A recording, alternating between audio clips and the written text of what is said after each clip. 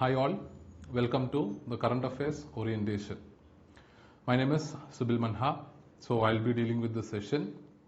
Now before we start with the Current Affairs session, I just want you to put your notice on one important thing. Why do we need to study current affairs for UPSC Civil Services examination? What is the relevance of current affairs? How far is it important for this examination? Whether it comes to that of the prelims, mains or for interview. Now, the purpose for giving you a separate session on how to prepare current affairs. What are the areas where you have to focus when you are preparing current affairs? How you should plan your current affairs preparation, how you have to make notes. All these things are given to you because of the relevance that this particular current affairs hold in civil services examination. Clear? Now before we start the session, I just want you to understand how UPSC asks questions, whether it is prelims, mains or even for the interview part. Clear? So I'll just be focusing on some of the areas where UPSC have asked question and how it is related to that of current affairs. First and foremost, just understand this fact that when it comes to that of UPSC can ask two important types of questions, or the questions that UPSC asks can be generally divided into two important parts, that is static part and the dynamic part. Clear? Now what is static part? Static part means those questions that are asked from your basic study materials or the basic subjects. For example, when it comes to that of Indian polity, related to that of the constitution, some of the provisions or articles of constitution, some of the important acts that are passed by the government. When it comes to that of geography, they may ask questions on monsoon, they may ask questions on different types of soils in India, they may ask questions on the entire world geography, right? Different types of landforms, how desert is formed. Clear? So these kind of questions are static questions or the questions that are asked from your basic materials or the basic subjects. Apart from that, UPSC also asks questions related to that of the current affairs or the dynamic part. Now, when it comes to dynamic part, you will have to follow the newspaper. What are the latest happening in all these aspects? For example, when it comes to economics, studying about GDP, studying about calculation of national income, studying about fiscal policy, etc. are part of your basic economics. That is the part of the static topics. However, when it comes to that of the dynamic portions, they may ask questions on the recent impact of COVID-19 on India's national income, recent impact of COVID-19 on India's fiscal policy, how government is going to come up with new packages. Already they have come up with Atmanirbhar Bharat Abhiyan package. So these kind of topics are dynamic topics that actually change on the basis of the policies made by the government, the current situation that we face in the country. Clear? So dynamic portions are evolutionary. It actually evolves throughout the time and you will have to follow its evolution. How our government policies are shifting based on different situations. For example, if suppose there is a disaster that has actually or some kind of cyclone or any kind of flood that happens in the country, what will be the response of the government? Or for example, you consider global issues such as that of terrorism, such as that of global economic recession. What will be the government's response to all these aspects, to all these issues? That will be dealt in the dynamic part. Clear? Now, what you have to understand is, when UPSC is asking question, even from the static part, those questions will be inspired from current affairs. Now, what is the inspiration? I'll give you an example, a very small example. In 2019 question paper, there was a question related to that of removal of judges. They gave various statements related to removal of judges. Now, removal of judges is a static part that you study in Indian polity. It is part of polity and constitution. You will be studying that in various reference books, various basic materials, etc. Now, why UPSC asked this question? It is a static question. Now there is a reason for that. What was the reason? It is because of the issue of Justice Karnan. If you haven't gone through or heard about this particular issue, there was this particular judge who were actually involved in various issues, and impeachment of this judge or the removal of this judge was discussed in the newspaper. As a result, UPSC picked that question and it was asked in UPSC prelims. Now there was no mention of Justice Karnan issue in the question. The question in your, like when you see that question, you will not feel that it is asked from that particular issue. It is asked as a basic question, as a static question. But however, the question came as a result of what? The issue associated with Justice Karnan. Now in 2018 question paper, there was a question related to election of president in the country. Now, this is a static question because election of president, the procedure related to election of president, etc. are part of your basic polity. However, UPSC asked this question because in 2017, presidential election took place in the country. So now it makes sense, right? Whether UPSC asks question from the dynamic portion, that is current affairs portion, or even if UPSC asks question from static portion, there can be some kind of relation to the current affairs part. Especially when it comes to static questions, some of them or most of them are basically related to that of the recent occurrence. And among the recent occurrence, what UPSC will do is, UPSC instead of asking that current issue directly, they will ask you the base of that particular issue. For example, removal of judges. Now, removal of judges is static portion. The current issue was Justice Karnan. They omitted the current issue part. They asked the basic part of that question or of that issue. So this is how UPSC asks question. This is how UPSC prepares the question paper. Clear? So what is the key here? What is the key takeaway here? If you prepare current affairs really well, if you go through the newspaper daily, you will be able to answer questions from both static part as well as from that of the dynamic part. It will help you to streamline your preparation. It will help you to predict the questions that UPSC will ask for prelims. Clear? It is applicable to mains as well. I've just given you some examples of prelims questions, but mains questions usually appear in the same format whereby UPSC even though asks static question, most of it will be taken from, or the inspiration for that question will be from the current or the contemporary issues that is happening around the world or in India. Is it clear? So just understand how important current affairs is for UPSC examination, civil services examination. Clear? Now we'll move on to our session.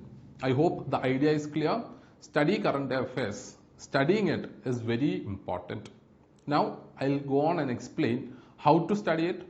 Okay, what to study, how to study, and how to prepare the notes. Clear? So why to study is clear. I have mentioned why it is important. Now we have to address what to study, how to study, and how to prepare the notes. Now in this session, in this entire session, I'll be covering sources, that is from where you can study, from where you have to study current affairs. Clear? Now this area, after that we'll move on to focus area, that is what to study, and note making. I'll be explaining how to make notes. So sources will be covered, that is from where to study current affairs. Focus areas will be covered, that is how to study or what to study for the current affairs. Then note making means how you should make notes from all these materials that you get, from all the sources that you come across. Clear? So that will be our focus area. Now, as I've already mentioned, when it comes to UPSC civil services examination, the questions or the two important areas that you have to cover or you have to prepare is the static portion and the dynamic portion. When it comes to static portion for both for mains as well as for prelims, you will have to cover them. Clear? And covering static portion is simple, it is easy. You don't have to search for the content. You will get all the content when you attend our entire course. As we have already mentioned, our course will be covering both prelims as well as main subjects.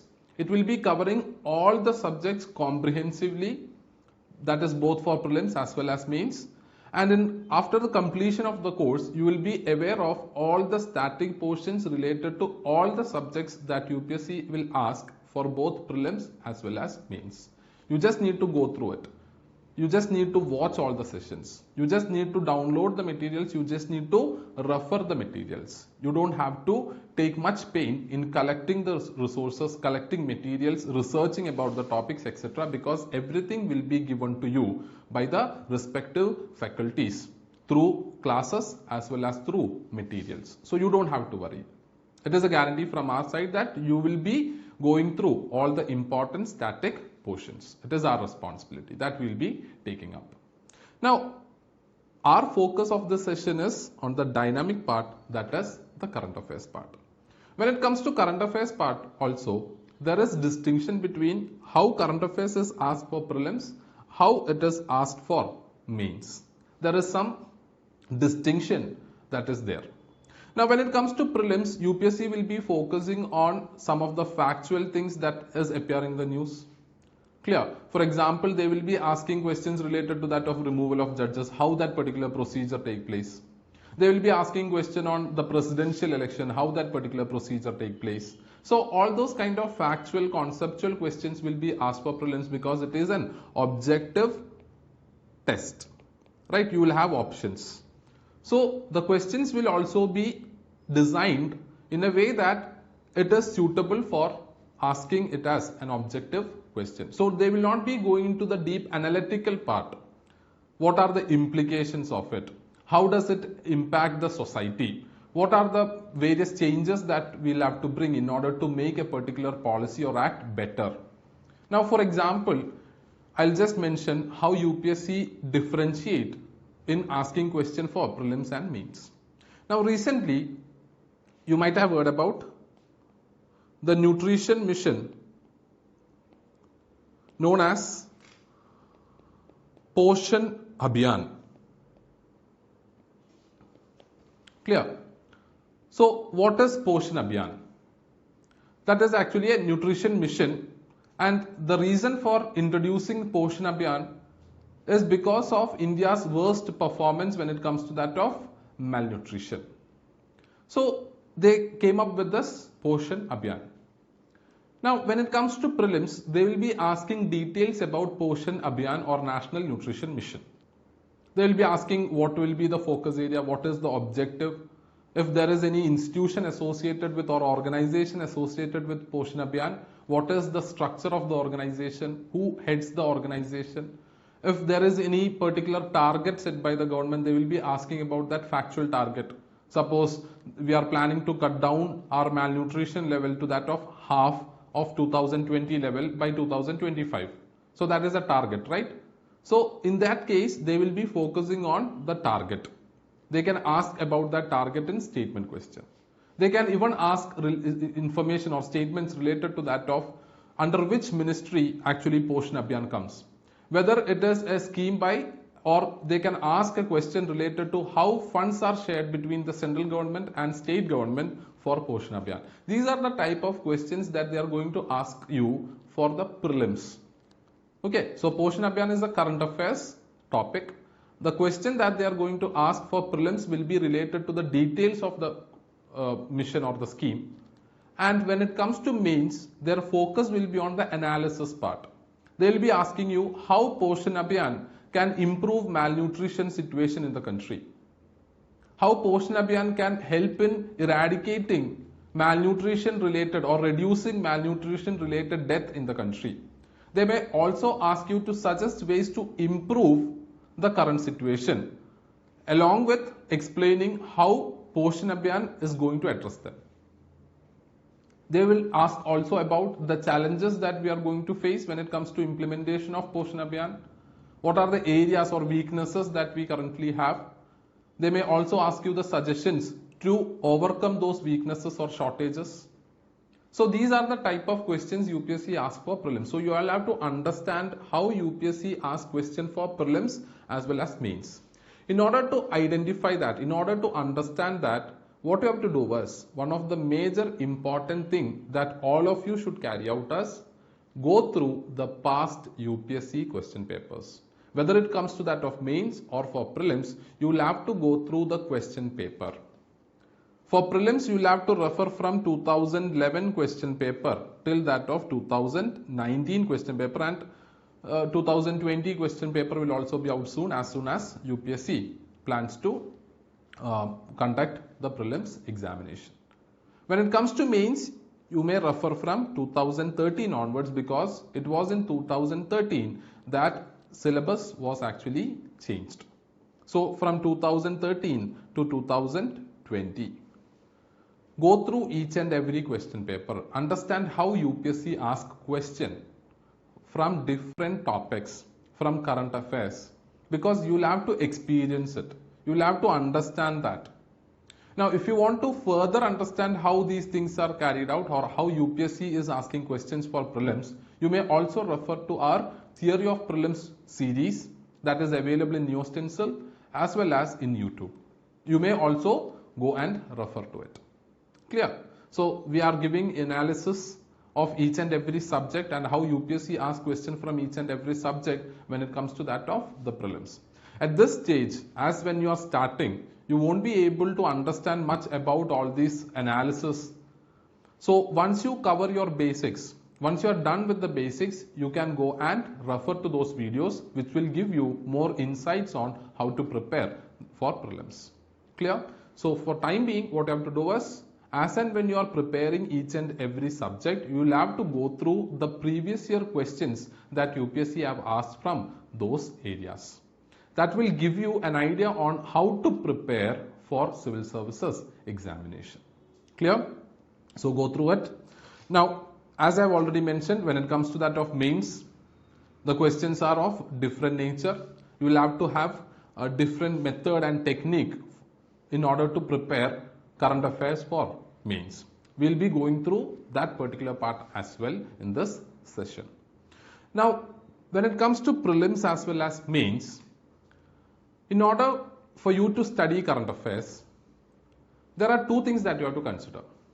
One is, along with the classes for the static portion, we will be providing you the current affairs or the current events that have happened in that particular subject in the past 3 to 4 years, from where UPSC usually asks questions. Clear? So whether it is polity, whether it is geography, whether it is science and technology, whether it is environment or economics or international relations, for all these subjects, whoever is dealing with that class will also be giving you important current events that have occurred in the last few years. Clear? But will that be okay? No. Current affairs is a vast subject. Current affairs is so vast that everything cannot be delivered in the class. Clear? Also, there will be a time gap between the subject is delivered to you and the UPSC preliminary examination. Right? Suppose your classes for economics end by suppose by July. But you will have to prepare all the current affairs from July to that of the next June, when UPSC may possibly conduct next preliminary examination. So you will have to prepare on your own. So portion of the current affairs will be covered in the classroom program by various faculties who are dealing with each and every subject. But that will not be enough because of two reasons. One is current affairs is vast. Everything cannot be delivered entirely in the class. We will be delivering the maximum important news. Second is, the main problem is with that of the duration or the gap between the end date of your class or the finishing of that particular portion and the preliminary or mains examination. During that gap of 6-7 months, you yourself have to prepare all the important current affairs related to it. So take the case of that of you. When you are preparing current affairs, how will you do it? How should you do it? Clear? So when it comes to that of sources, there are two important sources for the current affairs preparation. One is the primary source.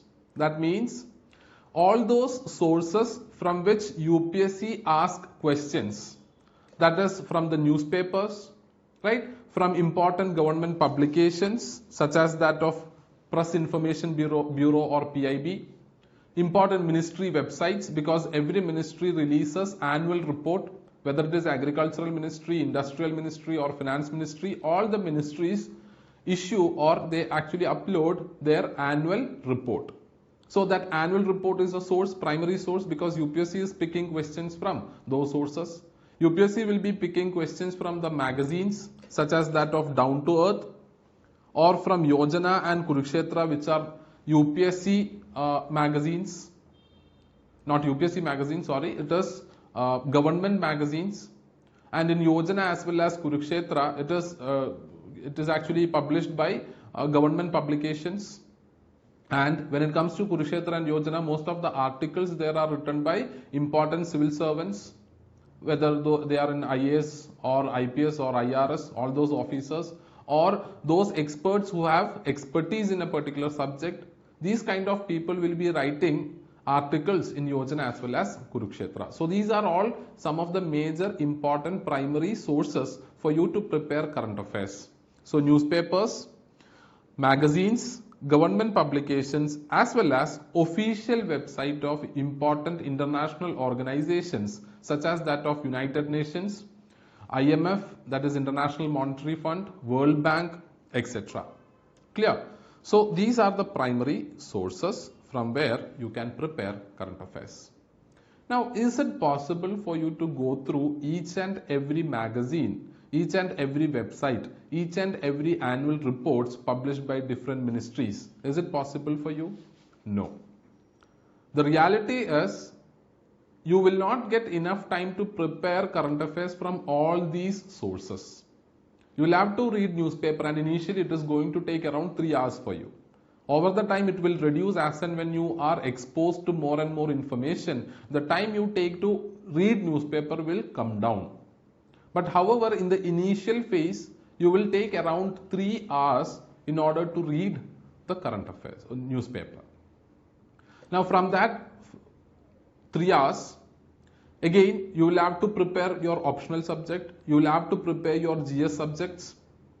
So the entire classes, subjects, your topics that you have to learn in the class, right, plus current affairs and going through all the sources will fetch a lot of time, and you will not be able to complete the entire primary sources. So what is the secondary option? That is, you can go for the secondary source, that is, you will have to read the compilations which is given out by different institutes. When it comes to iLearn, we have Ignite as well as Impact magazines. Now Ignite magazine will be dealing with prelims based current affairs. As I've already mentioned, there is difference between the way we have to study current affairs for prelims as well as for mains. So Ignite will be dealing with the prelims related current affairs, and Impact will be dealing with mains level current affairs. Clear? So in the Impact you will see a lot of analysis of different issues.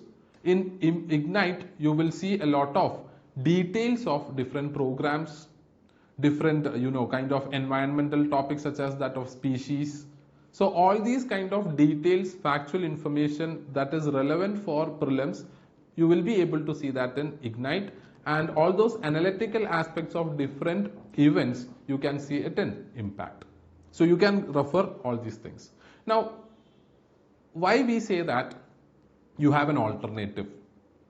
Because those who prepare these magazines, that is our own research team, our own content team. They go through each and every primary resources that I've already mentioned here, that is Yojana, Kurukshetra, Down to Earth magazine, right? Different ministry reports, Press Information Bureau, and all the important website of international as well as national organizations, and they bring all the information in a single place, thereby making it easy for you to study the entire topics. Clear? So what you have to do is you have to read newspaper. Clear? From the primary source you have to read newspaper, because newspaper is very important. You cannot leave newspaper. You will have to read them for you to understand what is the recent happenings that is there. Okay, the recent events that is taking place around the country. Plus you will have to also understand different analytical aspects, because when you read newspaper you will be able to go through different viewpoints of different experts on a particular subject.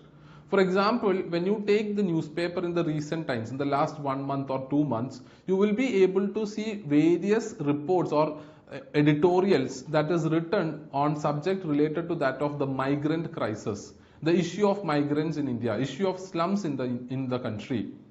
Clear? So you will get different perspectives, different ideas, different opinions, different viewpoints.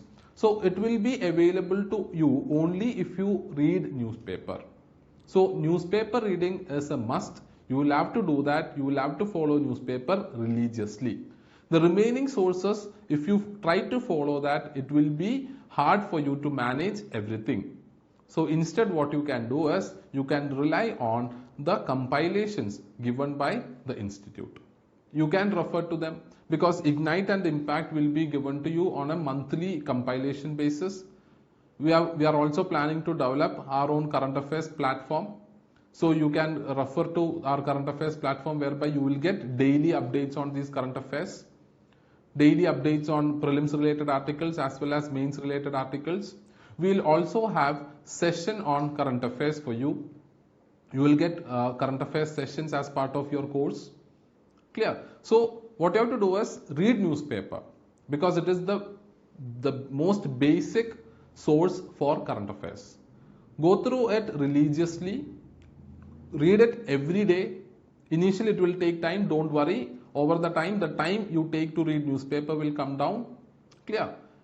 And for remaining all other sources, you can refer to the compilations. So that is what you have to do. You should not waste your time searching for the material, gathering all the material, organizing it, etc. Because it will consume a lot of time to search for the topics, right? It will take a lot of time for you to organize it. It will take a lot of time for you to then read it. So what we can do is, or what you can do is, or you can follow us, you can leave the collection as well as organization part to us. We'll do it for you. We will collect the current affairs, we'll organize it, and we'll give it to you. You just have to read through it, you just have to study them. Thereby your time can be saved, clear, and you can spend more time on studying it as well as revising it again and again. Yesterday, Shinaz sir have already mentioned that the importance or the major strategy that you have to follow is revising and revising and revising, because practice will make you better in this examination. Revision is going to make you better in this examination. We always suggest this particular thing in the class, whereby when it comes to UPSC and the success in UPSC, where we have a large number of students who have successfully passed this examination, and from their experience and from our own experience, we can give you this insight that for success in civil services, what is required is not going into the breadth. Instead, it is limiting the resources that you study. You just have to study all the basic resources that the faculty suggest. You don't have to go for wide or large number of resources. Limit the number of resources that you refer. And what you have to do is, you have to revise them again and again and again. Most of the students commit this mistake, whereby instead of focusing on the basic materials, instead of focusing on the minimum required materials that is there for UPSC, students go for wide number of resources. They go for large varieties of resources, and ultimately they do not get time to revise any of these materials. And without revision, whatever you have read will not be able to be retained. Only if you are able to retain the information, you will be able to reproduce it in the examination hall. So in order to increase your retention, what you have to do is limit the resources that you study. Don't go for wide number of resources, limit it. Study whatever is asked by the faculty to be referred or studied. Because in the coming classes, all the faculties are going to explain what are the materials that you have to refer, what are the various strategy that you have to do when it comes to preparation of that particular subject. You just have to follow them. Clear? You don't need to follow wider number of resources. One thing that happens is, as today, when you see UPSC preparation, availability of resources is unlimited. When you go and search in the internet, you will be able to get any kind of resource. Now, because of this wider availability of resources, it is actually doing more harm than good for the aspirants. Aspirants develop this particular habit to go through each and every resource that comes in front of them. Now, what happens because of that? Your knowledge will remain average. Your knowledge will remain kind of superficial. You have gone through each and every material, but you have not mastered any material. Now, in order to clear this examination, you will have to master the material. You will have to go through it again and again so that in whatever way UPSC asks question, you will be able to answer them. In order to do that, don't go for 5 or 6 material for a single subject. Instead, focus on the very important 1 or 2 materials and then revise it multiple times. That will give you more result. That will help you to be successful in this examination. So I request all of you to not commit the same mistake. Clear? So all the toppers, all the students who have cleared this examination, we know that they have stick on to this particular principle whereby revision becomes the key. So what you have to do is, whenever it comes to that of preparation, read newspaper, then rely on the compilations given by the institute. These two things will help you, plus you will also have current affairs session. So these things will help you to learn current affairs in a better manner. Clear? So I'll just repeat. When it comes to UPSC examination, there are two important parts, static part as well as the dynamic part. In the static part, we have prelims as well as mains, and all those things will be covered in the class. You don't have to worry about any of those things. Second is the dynamic part or the current affairs part, which is therefore prelims as well as mains. Some of it will be learned or dealt in the classroom itself, and the remaining should have to be prepared by the aspirant.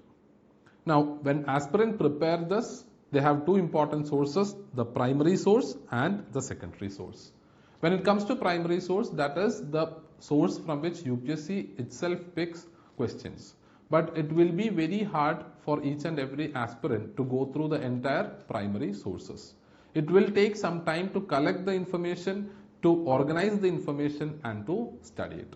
So what you can do is, you can leave the collection and organization part to us, and you can focus on other important areas, especially that of newspapers and the basic and static portion. You may go and refer or invest more time in studying those areas. And we will be providing you the compilation by referring to all the important primary sources, including that of newspaper, and we will be providing the compilations to you. And we will be organizing so that everything will become easy for you. Clear? So now we'll move on to the second part, that is focus area. Now what is focus area? Now as you know, when you open the newspaper, you will come across various number of newses or news articles, right? Like there are lot of news, there are lot of articles. Now which one you should focus? Now which one you should not focus? Depending upon the demand of UPSC. Now I have mentioned this term, demand of UPSC, right? Now what exactly is demand of UPSC? How will you understand what UPSC demand from you? For that you have to go through two important processes. One is identifying the relevant topic. How will you identify the relevant topic? You will have to go through the UPSC syllabus. You will have to be clear, you will have to be thorough about UPSC syllabus. Now what we suggest is, you have to read the UPSC syllabus, that is for both prelims as well as mains, thoroughly. You will have to by heart the syllabus. Now why you should by heart the syllabus? Why you should go through the syllabus again and again? Why you should read it quite frequently? It is because only if you know the syllabus really well, you will be able to identify whether a particular news article is important for you or not. Clear? There can be various news articles that you see in the newspaper which is not at all relevant for UPSC. An example that I can give is issues related to that of politics, the political parties, whether a particular political party is splitting, whether two new political parties are coming together for an election. These kind of news articles are not relevant from the UPSC perspective. Even if two new parties or two existing parties come together, they form an alliance and fight an election, that does not become part of a relevant topic from the point of view of UPSC. UPSC does not demand you to study all those things. What UPSC demand from you is whatever is mentioned in the UPSC syllabus. So as and when you go through it, you will be able to understand whether a news article is important or not. Clear? Because when you take a newspaper, you will have around like 20-25 pages of news articles. From there, if you go on reading each and every article and if you go on making notes of all these articles, will it be actually good for you? No. Because most of the articles that you may come across will not be relevant for you. For example, suppose there is a news on Bajaj increasing their production. Is it important for you? No. Because in UPSC syllabus, Bajaj as a private company increasing their production is not relevant for you. But however, if suppose there is a new industrial policy, if there is a new policy on automobile production, if government is giving thrust on production of electric cars in the country, that becomes part of your syllabus that is important for you for prelims or as well as mains. So what you have to do is you have to go through the syllabus. You will have to understand what is important, what is necessary for you to study. And once you identify that, you just have to read those articles. You don't have to go through the entire newspaper. Is it clear? Okay. Now, once you understand what is relevant for you, then you have to understand what are the focus areas from these topics. Because UPSC have given you a syllabus that is actually a little bit vast, right? So among that, the syllabus, you have to identify from which area UPSC usually ask a question, right? Suppose in a syllabus there are 12 topics which is given by UPSC. You might have went through the entire syllabus for GS 1, 2, 3 and 4 in the last session given by Shinaz sir. And you might have got an idea on how UPSC actually or what UPSC syllabus is for prelims as well as mains. Now from that syllabus, from the main syllabus, you identify some 12 to 13 or 12 to 14 areas that UPSC have asked you to study from the syllabus. But in the actual question paper, you may see that from certain portions of the syllabus, more number of questions are coming. And from certain other portions, questions are relatively low or zero. So how do you understand that? Or even if you study a particular topic, even if you understand that a topic is important for UPSC, you will also have to understand how you should prepare the topic. What are the areas that you have to focus upon? Suppose, take a particular question, there are 10 different dimensions of that topic, right? Suppose, for example, take the case of locust issue that is there in the news in the recent 2 to 3 days or 1 week. Now, what is locust issue? Now, when it comes to locust issue, there are a lot of dimensions related to it, right? The origin of locust, right? What exactly it is, how it is impacting India, what are the implications of locust attack on agriculture, what are the steps taken by the government, what need to be done in the future to avoid these kind of situations, right? So, there are different dimensions. Now, when you go through the question papers, you will understand which dimension UPSC usually asks related to these topics. Thereby, you will be able to give focus on those areas which UPSC asks in civil services examination. Clear? So, what we have done is, we have taken this diagram. So, current affairs is the largest circle, right? Because there are a lot of news articles that is coming in the news in everyday newspaper. From there, you will be able to omit or you will be able to eliminate some of the topics or articles based on UPSC syllabus. So, understanding syllabus will help you to reach this particular circle. Now, from that circle, you will have to understand that there are certain areas in which UPSC asks maximum number of questions, where you will have to give your maximum focus, right? In order to identify that, you have to refer to previous year UPSC question paper, and if you have thorough understanding of how UPSC asks question, you will be able to reach to this particular circle. Thereby, whenever you read newspaper, you will be focusing on the areas that give you maximum returns.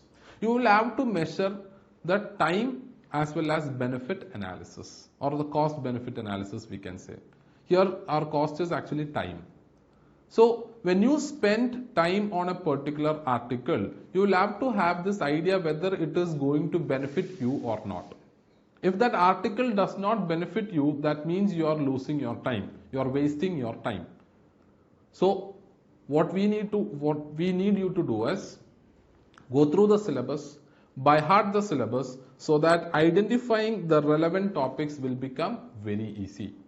As soon as you go through the question paper 2 to 3 times, you will have a broader idea on the relevant topics. But you have to by heart it, go through it frequently. From there, if you have also went through past question papers, I have already mentioned from which year to now you have to refer, right? For prelims 2011 to 20, for mains 2013 to 20. If you go through the question papers, you will be able to get the focus areas and you will be able to have higher time benefit ratio. Okay, so your benefits will be comparatively high. You will be making judicious use of your time. Is it clear? So, save your time, right? Save your energy and focus on areas which is relevant for UPSC and which is focused by UPSC. Now, from there, what we are doing now is, I'll give you some of the important focus areas that we have understood or that we have analyzed from past question papers.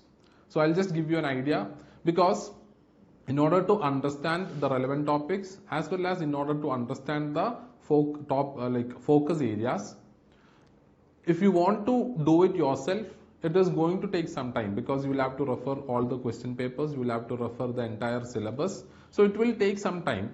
And what I mean to say here is, the focus areas that I am going to give you now is not ultimate. This is just some areas in order to help you to start with. Clear? So, as you are starting now, as you are not familiar with the focus areas and syllabus and the question papers, as you have to start reading newspaper from now onwards, I am just giving you some important focus area for you to start. Later on, as and when you start reading the syllabus and previous question papers, you will be able to understand how exactly UPSC is focusing on different areas, and you may change the focus accordingly. This is there because we have analyzed and we are giving you this focus area. Apart from this, there are other areas that you have to focus as well, that you will gain as and when you start referring to the question paper and syllabus. Clear? So when it comes to that, first important focus area is related to that of alliance. Alliances, that means, for example, you will have to understand that UPSC is interested in asking questions related to different alliances, different grouping. For example, recently there was news related to that of Gavi Alliance. Okay, Gavi Alliance is related to that of vaccine development. So UPSC may ask a question on that. What is Gavi Alliance? Or suppose take the example of different types of grouping such as that of BRICS. Okay, what is BRICS? Brazil, Russia, India, China and South Africa. So these kind of groupings, alliances, etc. are promoted or is usually asked by UPSC. International Solar Alliance is another example, which from where possibly UPSC can ask you a question. So these things have to be understood. Along with that, it can be treaty. Okay, various treaty related to that of nuclear power, treaty related to that of biological weapons, because there is an issue related to that of COVID-19, which there are a particular viewpoint that it is developed by China as a biological weapon. So there are treaties associated with biological weapon. There are treaties associated with that of use of chemical weapon, right? So you have to understand different type of treaty. You have to go through the treaties that are actually mentioned in the news. So whenever you read the news, in the news they will not be mentioning about the basic information related to different alliances, different groups, different treaties, etc. But it will be mentioned as part of the news. So when you are reading news articles related to COVID-19, there will be mentioning of Gavi Alliance. So what you have to do is, as and when you see that particular mentioning of Gavi Alliance, you have to understand about them. What exactly Gavi Alliance is. If you see a particular mentioning of treaty, you have to understand them, right? You have to understand what exactly that treaty is, because questions can come from these kind of treaties and alliances. Then conventions. There are different types of conventions. Okay, conventions on migratory species of birds, convention on desertification. So convention on climate change, right? So all these type of conventions are also an important area where UPSC focuses upon. Then you have to also understand about different programs. Clear? So what are the various types of programs run internationally or nationally within our country, and all the details related to that of programs should also be understood. So this is an important focus area related to that of alliances, groupings, campaigns, treaties, conventions, protocols, as well as programs. So if you see any of these in the newspaper, give attention to that particular part. That will help you to have a better understanding on all the treaties and conventions which UPSC may ask for, either for prelims as well as for mains. Next is reports and indexes. So what are the different types of reports? For example, a competitiveness report. Okay, or whether it is like a World Economic Outlook. Okay, so there are various reports that are issued or published by different international institutions, such as that of World Bank, International Monetary Fund, right? Then whether it is related to that of United Nations.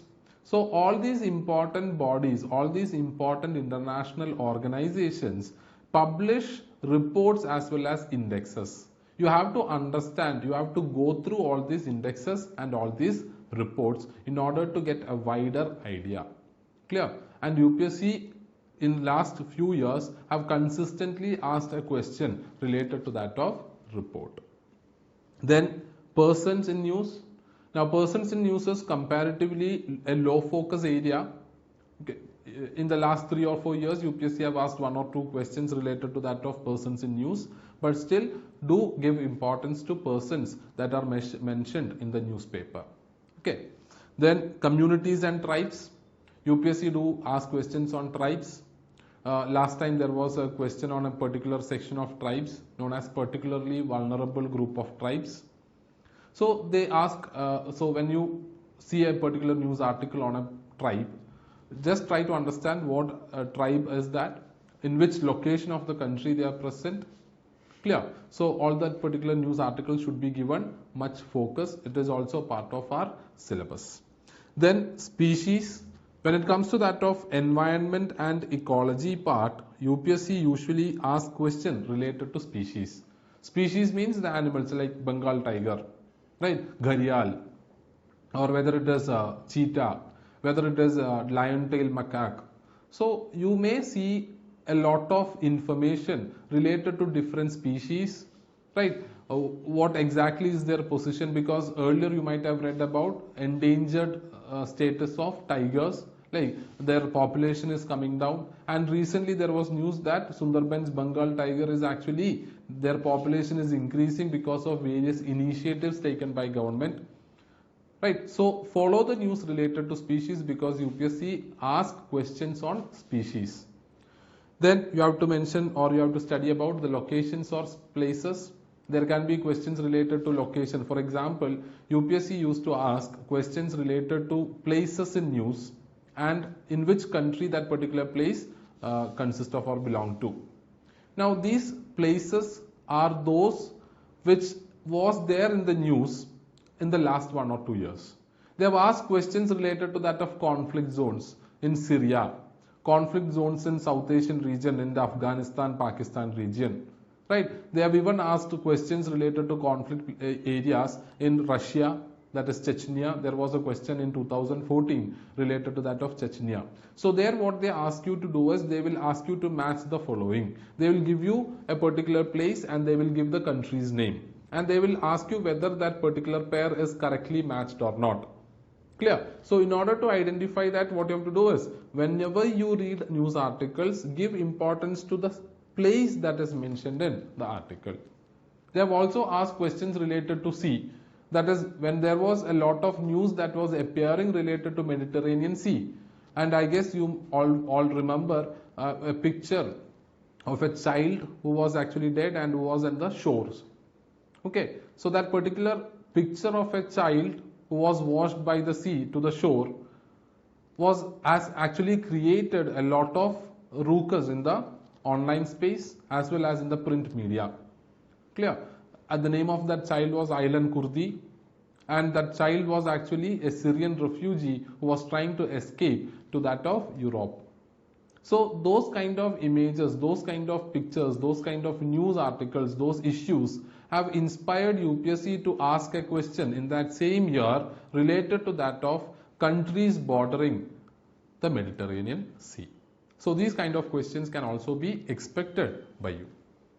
The next is funds or organized, that is, we will be setting up different types of funds. For example, Green Climate Fund. It is an important fund that is there to help developing countries to fight climate change, to promote sustainable development. So these kind of international funds as well as the national funds that we set up is also an important focus area when it comes to UPSC. Then we have acts, programs and schemes. For example, government have different types of schemes, right? Swachh Bharat, Make in India program, Smart City initiative. So these kind of programs, then acts, right? There are various acts, Industrial Relations Act, Equal Wages Act, Prohibition of Dowry Act.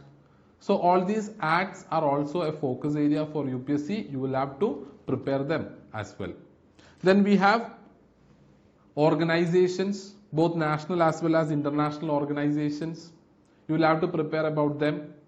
You will have to prepare about what is United Nations Framework on Convention on Climate Change.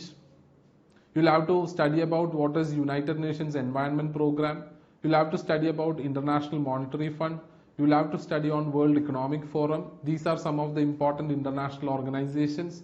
And there are various national organizations, right? You will have to study about those organizations as well. Then you have to focus on science and technology. UPSC usually asks questions related to developments in science and technology, developments in technology. They have consistently asked this question. They have already asked about 4G. They have asked about LED. They have asked about OLED.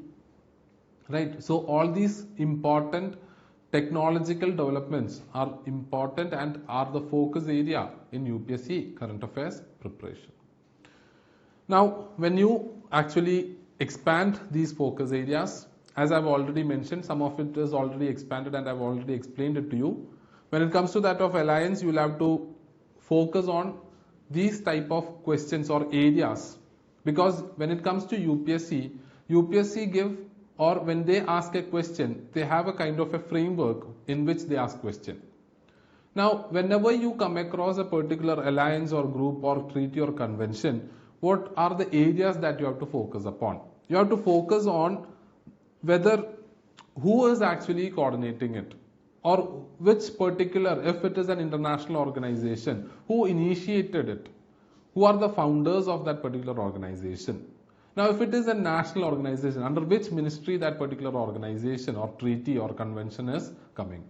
So you have to understand the organization who is responsible, whether it is a country or any other ministry or organization as such, which is responsible for an alliance or a grouping. Clear? So that should be given focus. Second is, what are the various objectives of that particular program or alliance? Why it is formed? Now, what are their aim?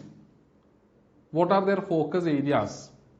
Whether it is to increase development, whether it is to reduce pollution, whether it is to increase green cover. So all these kind of various objectives of a program or an alliance should be understood. Now, I have given you an example of International Solar Alliance, right? So when I mentioned about International Solar Alliance, I have already given you, or when you take that into this particular framework, what you have to understand is, we have to study about who actually started or who initiated International Solar Alliance. Second thing is, you have to understand what is the objective of International Solar Alliance. As it is mentioned in the name, its objective is to increase use of solar energy. Clear? Then participants and members. Who are the participants in this particular initiative or grouping? How many countries are covered? Clear? Then they ask about functions. What are the various functions that they do? Whether they provide funding, whether they provide advisory services, whether they conduct research and development. All these things have also to be understood. Then recent decisions and initiatives. So if suppose UPSC is asking about a particular organization, UPSC may ask based on the recent changes that have happened. Clear? If suppose they have changed their target, if they have increased the number of countries members, right? If they have changed their objective, sometimes they may add new objectives into their particular agenda. So all these recent changes should also be understood. Then outcomes expected. Now, because of that particular treaty or grouping, what is the outcome that we expect? Because of International Solar Alliance, what is the exact outcome that we are expecting? How much increase in use of solar energy are we expecting? Clear? Then commitments made by India. What are the various commitments that is made by India under these treaties? If suppose it is Solar Alliance, what is the contribution that India is going to make? What is the India's role in it? Clear? So all those things have to be understood. Now, the primary source of this information is the web page or that particular website of this grouping. However, as I have already mentioned, it will be very hard for you to go through each and every organization, because there are large number of organizations internationally as well as domestically. So what you can do is, you can leave that particular job to us. We will be giving you compilations. You can go through the information in compilation. Now, what I want to suggest you is, now I have given you the focus area. I have given you what you have to focus in this particular alliance groupings, etc. Now, you don't have to collect all the information now itself. Clear? What you have to do is, you will have to note it down somewhere that there is an alliance, that there is a group that I have seen in newspaper. As and when your classes start progressing, most of the information given here will be covered in the class itself. So if you try to search for the information, if you try to find out now itself by searching in the internet, it will be a waste of time for you. Don't waste your time, because time is very precious when it comes to civil service preparation. So what you can do is, you can wait till the class actually progress. Now once the class is over, you will understand that whatever areas are covered there, and out of it, suppose if there are one or two dimensions that is not dealt in the class, what you can do is, you can search only for, or you have to search only for those dimensions that is not covered in the class. You don't have to go for the entire dimensions. Clear? So even most of the dimensions will be covered in the class itself, but even, or if suppose one or two dimensions are missing, what you can do is, you can go and search at that time, not now. That will lead to duplication of work. You will be collecting, you will be spending time on collecting it and organizing it, and later on you are going to get the same thing in the class. So that means duplication of effort. So what you can do is, save time and energy and effort, and you can wait till the class progress. But you will have to note it down somewhere, otherwise you are going to forget. Now whatever is not dealt in the class, you can spend time on collecting the information. Clear? Now next is reports and indexes. Now when it comes to reports and indexes, the first major portion that they cover is related to that of who is actually releasing it, which authority is responsible for releasing that particular index. Then you will have to also mention about the purpose of that particular index, why it is used, what exactly is the purpose, why that particular report is published every year. Then the parameters that they use in order to rank countries, because in some indexes they will be ranking the countries, right? For example, Human Development Index, they rank countries on the basis of human development. They take the parameters such as per capita income, they take the parameter of education, they take the parameter of health. Based on these three parameters and the performance of all the countries in these three parameters, they actually give out this Human Development Index report, which ranks countries. So you have to study about the parameters that is used for ranking the countries under different indexes. Then what is the trend? For example, in Human Development Index, as I've already mentioned, the trend may actually be important if India improves its position. Suppose India from the current position have jumped 5 or 10 places. So you will have to understand that, how India is actually performing in different indexes. What is the trend? Whether India is going down or whether India is coming up. Clear? Then, yeah, the trend as well as how India performed, it is actually related. So the trend in that particular parameter and how India is performing in each and every trend. The next is the persons. Now when it comes to persons, you have to understand in which field that particular person is related to, whether it is arts, whether it is cinema, whether it is science. So you have to understand which area that particular person is related to, whether it is cinema, whether it is biology, physics or any other area.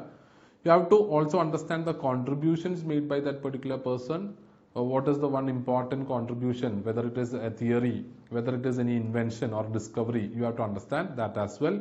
And finally, you have to also understand the different types of books written on that person, okay, films made on that particular person. If there is any institution that is currently carrying out activities related to that particular person, okay, if there is any foundation in the name of that particular person, you have to understand all those important information as well.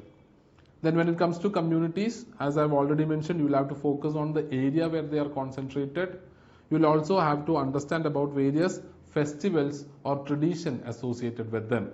They may have certain different types of folk dance, they may have folk literature, right? They may have any peculiarity or peculiar traditions that they hold.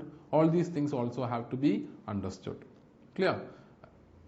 Then when it comes to that of species and biodiversities, you will have to understand about IUCN Red List gives status to different species on the level of their population.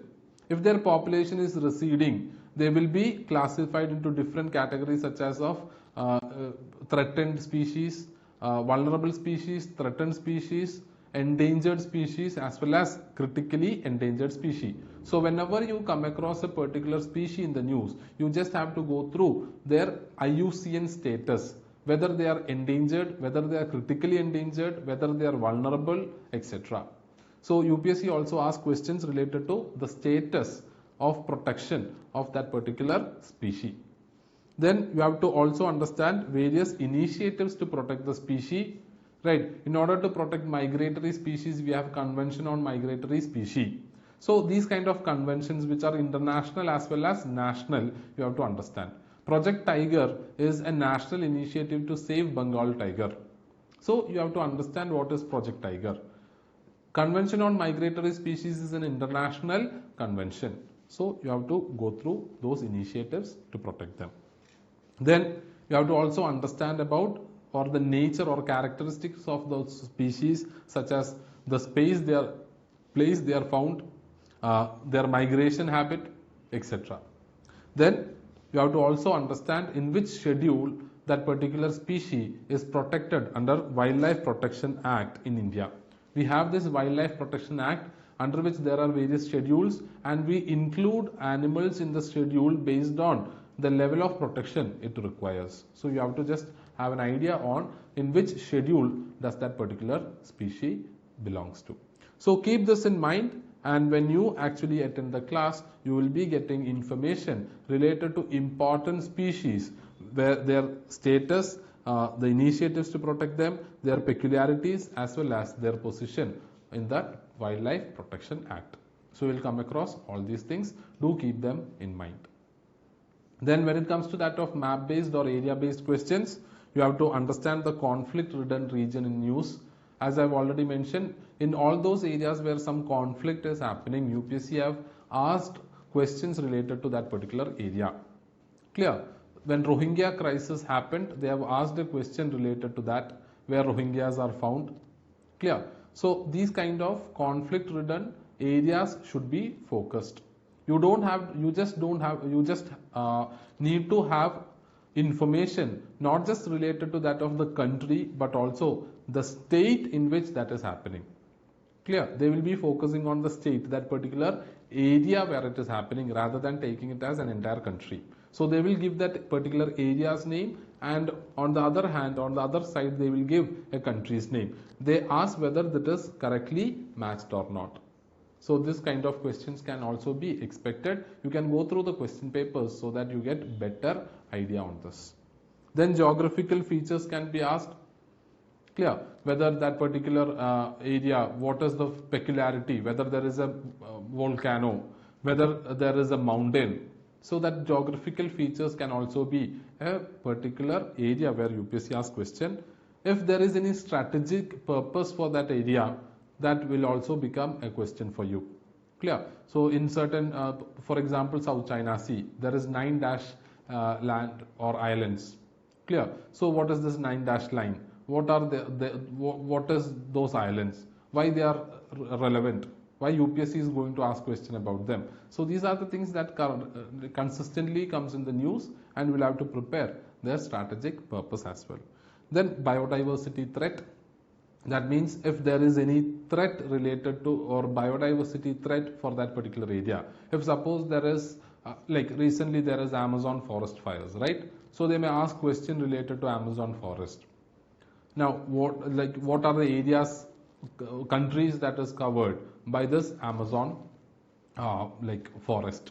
So all these questions can be expected based on these kind of changes or threat or issues taking place around. Then you have to also understand about the funds organized, as I have mentioned, which agency is organizing the fund, what is the purpose of that particular fund, and what are the major contributors or what is the major source of fund. So these kind of questions can also be expected. So which organization actually developed that fund, who contributes to it, what are the level of contributions made, etc. Then we have to mention about the objectives of act, various different kinds of act, under which or department or ministry that particular act comes. Now what are the major beneficiaries of act? For example, take the case of National Food Security Act. Who are the beneficiaries of National Food Security Act? Clear? Under which ministry National Food Security Act comes under? Who is responsible for it? What are the objectives of this particular act? Now, how the fund is actually distributed between central government and state government? Who takes maximum fund for this particular project? Then what are the outcomes that you may get from that act? Now, when it comes to act, you have to understand that the major sources for the studying act is one is prs.org. It is an NGO that is actually analyzing different act passed in the country. They will be giving you details of the act as well as the analysis related to that of the act. Apart from that, we have Press Information Bureau, that is PIB. You can also refer to Yojana magazine. These are some of the important sources in order to study act and policies. Then we have organizations. Now, when it comes to organizations, you have both international organizations as well as national organization. When it comes to international organization, you have to focus on areas such as whether under which organization or under which country whether that comes in. Okay, when it comes to that of a particular alliance or a group, under which body does it comes under which country that it comes under should be focused. Then whether it is associated with any other institution or organization. So whether it has any relation with the World Bank, whether it has any relation with UN, whether it has any relation with IMF, etc. should also be looked into. Then you have to understand the purpose, objectives and functions of that particular organization, why it is formed, what is the relevance of it, who are the participants and members in that particular organization. Then finally, you have to also understand about important summits that has actually taken place of that particular organization. Now, for example, take the case of BRICS. You have to understand whether BRICS is coming under any of other international organization. Now, is it associated with any other organization? Now, what are the purpose and objectives of BRICS? Who are the participant and members of the BRICS? Now, what are the different or in which location did the first summit of BRICS took place and in which place the recent summit of BRICS took place? So, these are some of the areas that UPSC asks in questions related to prelims. Now, when it comes to national organizations, you have to identify whether these organizations are statutory, that is, did it come under any act of the government? Because certain bodies can be or certain bodies are introduced based on an act. Clear? So, if it is passed by an act, then you can call it as statutory bodies. Whether it is autonomous, that is, it doesn't come under any ministry or government as such, those kind of bodies we can say that autonomous bodies. Whether it is governmental bodies, that is started by the government through an executive order, or whether it is non-governmental in nature, that is, it is not related to government at all. Some of the important NGOs in the country are non-governmental in nature, right? So, questions can come on these kind of organizations as well. Now, under which ministry does it work? That you have to identify. If a particular organization is given, then under which ministry does it come? What is the purpose or objectives of that particular organization and who heads that particular organization? Whether it is by the Prime Minister, whether it is by the Finance Minister or any other ministers, whether it is by any other expert, all those things have to be understood. So, this is how UPSC asks questions related to organization. So, I will repeat. First, you have to understand under which organization does it come. Okay, who supports it, what is the purpose of it, who are the participants and members, and the location of first summit and the recently held summit. Clear? Then last one is science and technology. When it comes to that of science and technology, you have to understand about the new technology. What are the various new technologies that has actually emerged? What are the new findings in technology? Whether suppose, for example, when OLED technology was introduced, when that was there in the discussion, UPSC have asked question related to it. Then comparison to existing technology can also be asked. Suppose if when it comes to that of LED, now a new concept is emerging, that is mini LED. So the UPSC may ask a question comparing LED and mini LED. How mini LED is different from LED? So these kind of questions can be expected from the side of UPSC. They may ask questions on diseases in science and technology, such as that of pathogens, transmission, how it actually transmit, what are the vectors involved, is there any medicine or vaccine that is involved with that particular disease, etc. can be asked. Then they may ask question on indigenous technologies. If we have developed any particular technology, they may ask related to it. Then what are the various, if suppose they are giving any solution for the existing political, social or economical problem, they may ask what are the different types of solutions that it is providing. What are the benefits of that particular technology? That can also be expected. So these are some of the important focus areas that UPSC asks from the prelims perspective. So now we will have to focus on the focus area for mains. Now when it comes to focus area for mains, we will have to actually divide into different steps. So first step is you have to identify the topic, clear, based on how? Based on your understanding of the syllabus. So based on the syllabus, you have to identify the topic, and once you identify the topic, the issue specified in the newspaper can be connected. Clear? Now when it comes to that of after you identify the topic, after you have analyzed the issue and you have connected it to the topic, or if you have mapped it to the topic, then what you have to do? Then you have to prepare a particular timeline. You have to understand how this particular issue has evolved from its beginning to the current position. So first you have to analyze the evolution of issue. Evolution of the issue means like what is the social reasons for its evolution, or what are the political aspects of the evolution of the issue, or what is the economical reasons for evolution of the issue. So in social, political, economic, ecological or geographical or historical, in all these aspects, what was the reason, or how this particular issue have evolved politically. Clear? For example, when you take that case of nutrition mission or Poshan Abhiyan, we will take that as an example to explain this portion.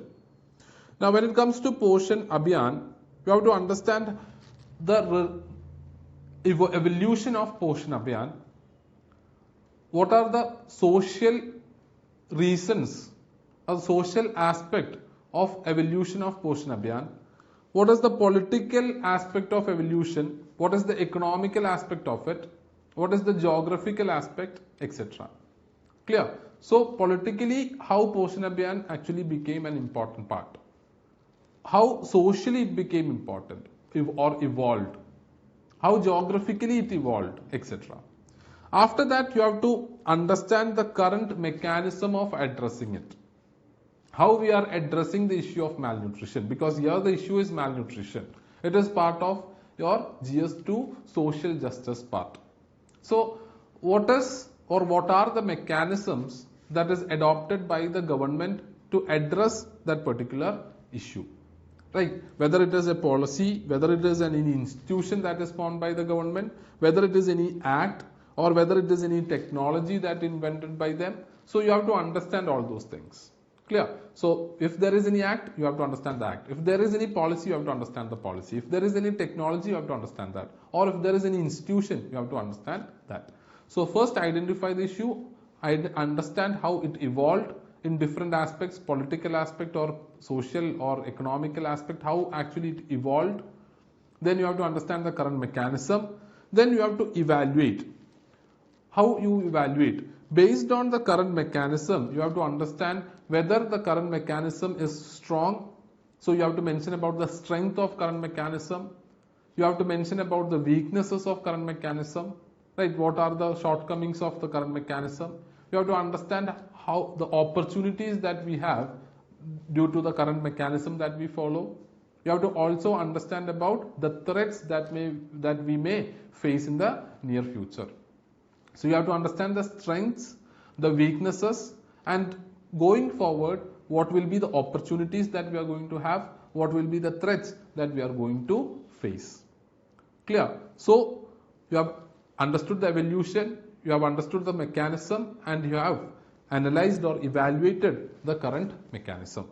From there, next you have to zoom in and you have to understand or you have to analyze the issue in hand. Okay. Now, when you analyze the issue in hand, you have to understand about the principle, the constitution, or how that particular issue that we are discussing or seeing in the news came in. Clear? So, for example, related to malnutrition, the news article is based on increase in number of death related to malnutrition. So what you have to do, when we are zooming in, when we are analyzing the issue that is there, what you have to do is you have to identify why it is happening. The constitution of issue, that means why that particular issue have come up. What is the reason behind increased death related to malnutrition? Then you have to understand what is the impact of increased death due to malnutrition on different stakeholders, on society, right? On children, on the weaker sections, on women, on our health infrastructure. What are the various impact on different stakeholders due to increased death due to malnutrition? Because that is the example that we are going to take here. Then we have to analyze or compare it with other countries. How death related to malnutrition is there in other countries, other similar countries, or our neighboring countries. How Bangladesh is performing based on it. How Pakistan is performing. How Sri Lanka is performing. You have to understand that as well. Or what you have to do is you have to compare it with a previous situation that we had faced. How our malnutrition death was in 2000. How it was there in 2010. Now what is the situation in 2020? So by comparing that, you have to compare the parallels either temporally means on the basis of time, or you have to consider spatially, that is on the basis of space, that is compared with other areas or other countries. Then you have to also understand the implication. Now what are the implications that we are going to have because of higher death related to malnutrition? Whether it will lead to reduction in India's ranking in various indicators or various indexes released worldwide.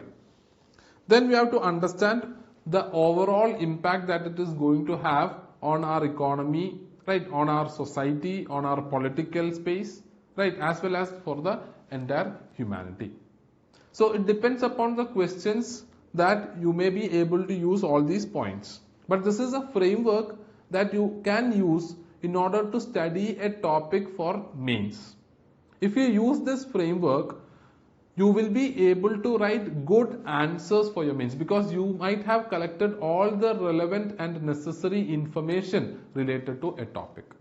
So if you prepare malnutrition like this, clear, that is in the starting you identify the evolution of issue, why it has actually come up, is there any political reason, is there any social reason, is there any economical reason, is there any geographical reason. So you have understood the evolution of malnutrition, how it evolved.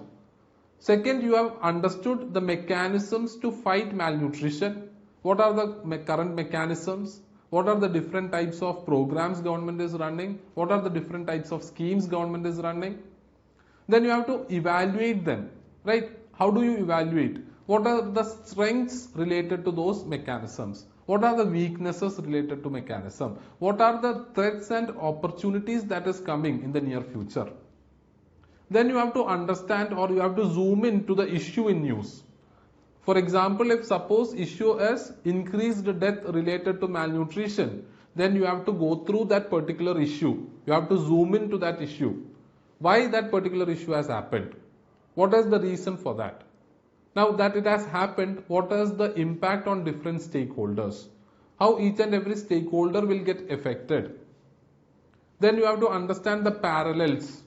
Whether this thing have happened in any other part of the country, in any other part of the world, whether it has happened before in India, then you have to evaluate that, right? What was the reason back then, or what is the reason of increased death due to malnutrition in another area or another country?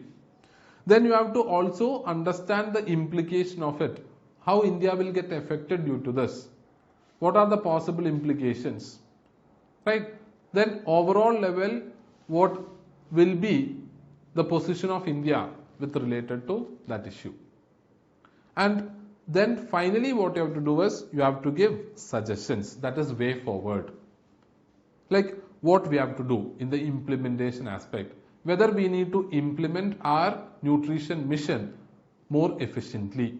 What are the changes that we have to make in implementation? How we will increase the effectiveness of that particular program? How we are going to overcome the weaknesses or shortcomings? So this is how you give way forward. Because you have evaluated the current situation, you have evaluated the mechanism, and now you are mentioning these are the steps that we can take in order to improve the entire condition. Right? That may be in the front of implementation, that may be in the case of increasing efficiency, that may also be in the case of removing some shortcomings. Clear? So with this framework, if you use this framework to prepare the topics, you will have thorough knowledge on each and every important topic for mains, and you will be able to write very good answers for your mains. Now when you start collecting information on this, what you have to do is, you don't have to go through and collect information regarding a topic like this. As I've already mentioned, you have to wait till the class progress. Now, what can you do? So these kind of evolution, the issues, the challenges, etc. will be dealt in the class, and after the class complete, you may only refer and search for those information that was not covered in the class. Clear? So what you have to do is, you have to note down important topics, important issues, and you have to wait till the class progress, and once the class finish, you will be getting the entire idea, and if you don't get the entire idea, you can search only for that particular aspect that is not covered in the class.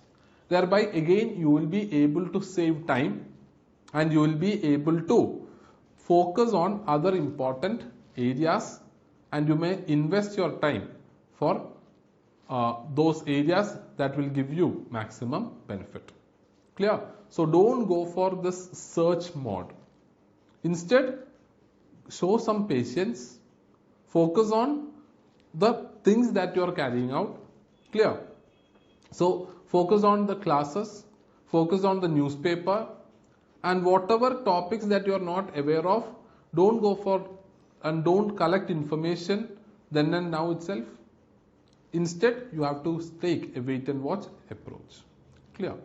So this is how you may use this particular framework. Now what I suggest you to do is, follow this particular framework. Clear? Keep this framework in the mind, and I'll be sharing the PPT. Clear? So as a result, what you can do is, you can refer to the PPT. You don't have to draw all these things, and make it sure that whenever you are preparing a topic, just go through this framework and understand whether you have prepared the entire aspects of that topic. Clear? So give importance to the collection of data related to the topic. Now next we'll focus on note making. Now when it comes to note making, this is again an important area that you have to focus.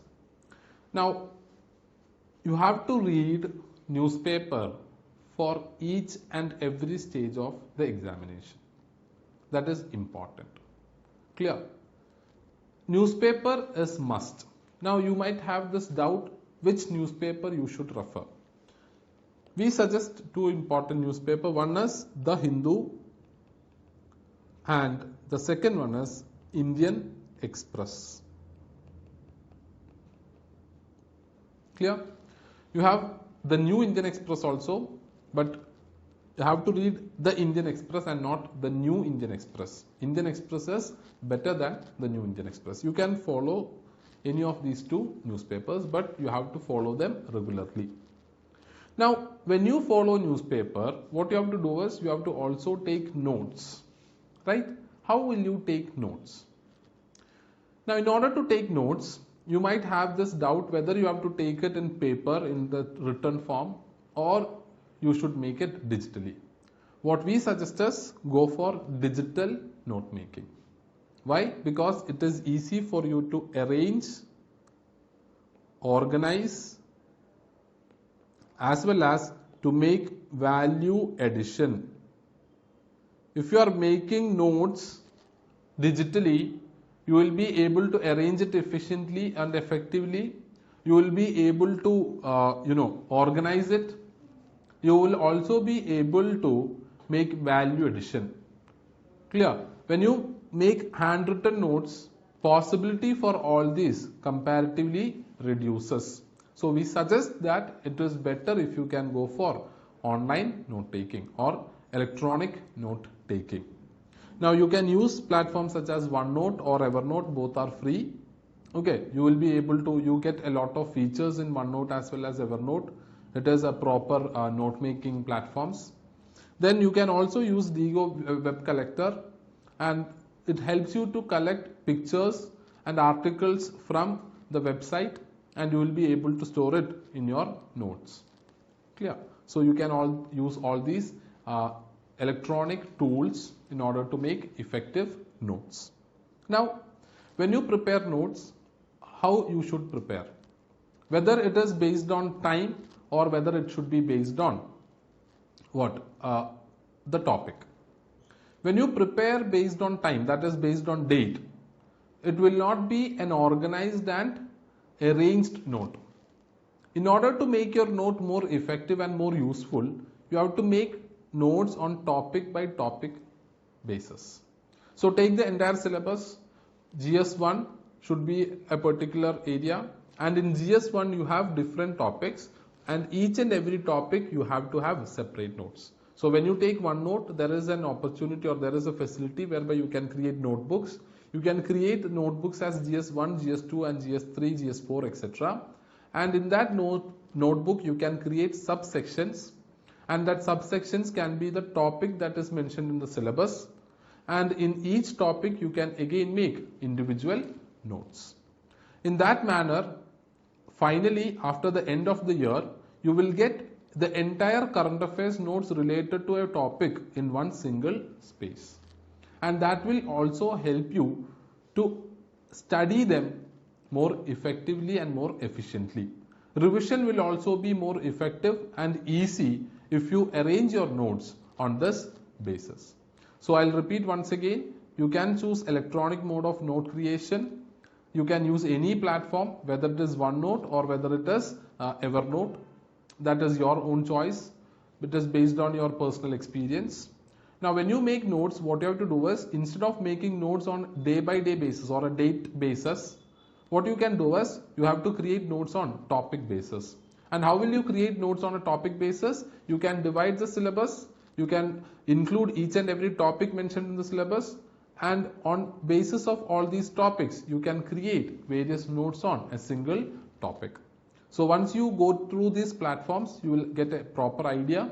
I suggest you to go through them and experience them, and then you can choose one that works for you. Clear? Then when it comes to that of note making, do prepare the notes for whatever you can see in the notes in the newspaper, and there might be some kind of terms, there can be some kind of acts or bodies or organizations that you are not that aware of. Now what will you do in these cases? You can either develop the note then and there itself, you can search in the internet, you can collect information, you can organize them, and you can add them in your note. But if you go through this process, it will consume a lot of time, and as a result you will fall back on creating the newspaper notes. You will also, there is a chance that you will fall back on regularly updating your basic studies also, or the static portion also. So in order to save time and to increase efficiency, what we suggest is, even when you come across a term that is not familiar to you, just take a wait and watch approach and you just allow the classes to progress. Once the classes are over, all these terms, concepts as well as acts will be dealt with. So you will be able to reduce the time you spend on collection of resources and organizing the resources. And you will be able to reduce duplication of effort, because anyway you are going to get that in the class. So if you spend time now, you are actually wasting your time. So what you can do is just note down all those words that are not familiar, whether it is acts, bodies or anything else. Just note it down and let the class progress. And once the class progresses, all these terms and acts will be dealt in the class. Once the class complete and even then you do not have information related to that, you may go and Google it and then you can make notes. Thereby you will be able to save time and energy. Clear? So when it comes to note making, you have to read newspaper daily, you have to make notes on newspaper. When you make notes on newspaper, what you have to do is, or what you have to understand is, you have to make it topic wise so that all important news articles related to a topic will be available at a single place. And when you prepare notes, you have to understand that there may be some terms, some acts, policies, etc. which you are not aware of. Don't go behind all these terms, acts and policies. Instead, let the class progress. Once the class finish, you will be studying all these terms and whatever is left can be searched in the internet. Clear? So take the notes, revise it again and again. Now the problem with making, or the problem associated with not having a proper note with you is, at a later stage, at the time of examination, when you want to revise, it will become hard for you to go through the entire material, right? So you will not be able to go through the entire current affairs compilations. Instead, if suppose you have newspaper notes with you, as it is prepared by you, you will be able to retain most of the information given there. You will be able to revise that in a shorter time period compared to that of going through the compilations. Compilations you have to actually consider it as a supplementary from your on your newspaper. So what you can do is make compilation a supplementary source. Clear? Your notes of newspaper should be your primary source. Do follow them, do revise them, create value addition in them. As and when the news progress, you have to make changes in the compilation or the notes that you prepare. Add information from compilation to your notes so that the entire notes related to current affairs is in a single place where you can go through it multiple times and at comparatively lower time. Clear? So this is what you have to do when it comes to that of note making. So with that, we can conclude our session. So we have dealt with what are the areas that you have to cover, right? That is, what are the sources from which you will get current affairs. Now when you get the sources, what are the focus areas that you have to give importance to, and finally how to take notes in the current affairs. Now with this we can conclude the session. Before I conclude, what I want you to tell us, as you have just started, most of these things will not be that effective for you at this moment. Clear? Because you are just understanding what exactly current affairs is. Right? You are trying to understand how to read newspaper. You are trying to understand how to make notes. So these are some of the tips that you will be able to use in the beginning.